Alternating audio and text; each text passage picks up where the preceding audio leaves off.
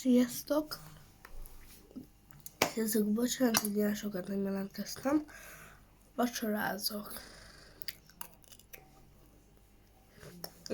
A szerbételt. Itt mondjuk utánakat karom lenne. És a szerb.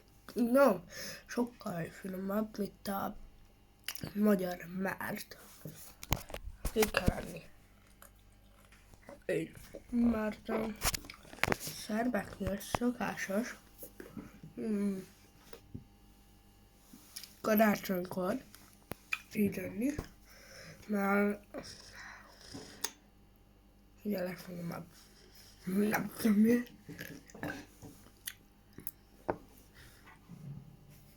Nem tudom, szóval és macskámnak, ugye látjátok a videómon, vettünk neki ilyet. Tehát ezt úgy imádja, hogy megszabálja az összeset. A fejemben maradt egy kis sok, szóval ilyen pulykamál, meg valamilyen kakas csirke. Itt van. Szóval egy neki ilyen vitamin. Egyébként félem neki.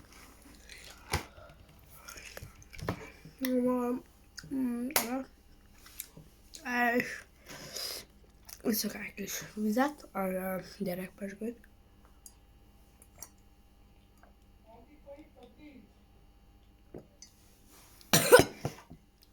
Várjatok. Mi van ott? Várjatok. A Disney? Ez, igen, ezt akartam. Ezt akartam. Fejezd be a vacsorát, pakolja rá. Yeah! Azért örültem, mert régebben a Disney tudtam nézni Grinch-et, de most fizetős, és a Netflixen megjött a Grinch. Ez a hullahús régi Grinch, és minden nap csak néztem gyerekkoromban, és mondjuk értem, hogy mindig gyerek vagyok, de nem úgy értem. Egy évesen meg ilyenek, és imádom a Grinch-et, szóval mutattam a fülbevalóm. Ilyen karácsonyi. És tök jó. Kényelmes, szóval.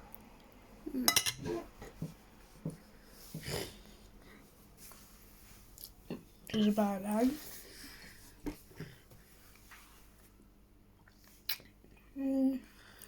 Nem is tudom, hogy hol fordítassam.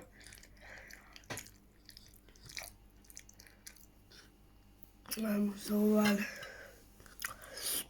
ott hogy nem teli. Sziasztok!